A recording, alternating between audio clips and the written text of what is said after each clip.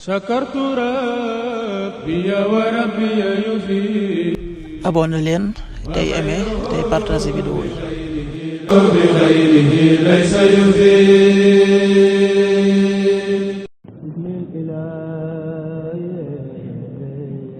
asalaamaaleykum mbokk yi, tey la talaata ñaar fukki fan ak juróom benn ci Sha'ban muy weeru baraxlu di juróom-ñetteelu weer ci atum junni ak ñeenti téeméer ak ñeent fukk ak juróom benn ci gàddaay yonent bi sallallahu alayhi wa sallam dëppoo ñaar fukki fan ak juróom ci février ci atum ñaari junni ak ñaar fukk ak juróom.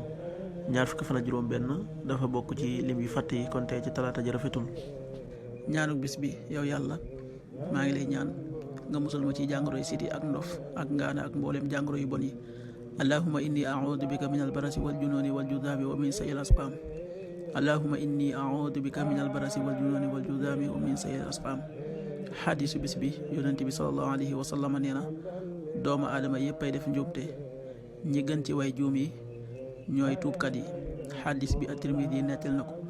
qaala rasulullahi sallallahu alayhi wa sallam kullu bani aadama xataa wa xayrul xataa'iina at-tawwaabuun.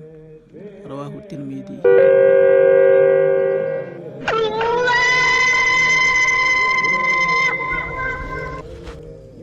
waxtu julli yi, suba waxtoom dana tàbbi 6h11 juróom benn waxtu yu tegal fukki simili ak benn, tisbaar 13h47 benn waxtu wu tegal ñeent fukki simili ak juróom ñaar, takkusaan 16h47 ñeenti waxtu yu tegal ñeent fukki simili ak juróom ñaar, timis 19h16 juróom ñaari waxtu yu tegal fukki simili ak juróom benn, gee 20h27 juróom ñetti waxtu yu tegal ñaar fukki simili ak juróom ñaar.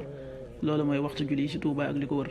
bu fekkee nekkoo Touba, soo ko féetee penku ñaar fukk ak juróom ñaari kilomètre ju ne wàññil benn simili, soo ko féetee sowwu ñaar fukk ak juróom ñaari kilomètre ju ne yokkal benn simili, soo ko féetee gànnaar wala Saloum téeméeri kilomètre ju ne yokkal benn simili. jant bi dana fenk 7h26 juróom ñaari waxtu yu tegal ñaar fukki simili ak juróom benn, di so 19h12 juróom ñaari waxtu yu tegal fukki simili ak ñaar. yàlla nanu yàlla nangul te nangul leen, amin.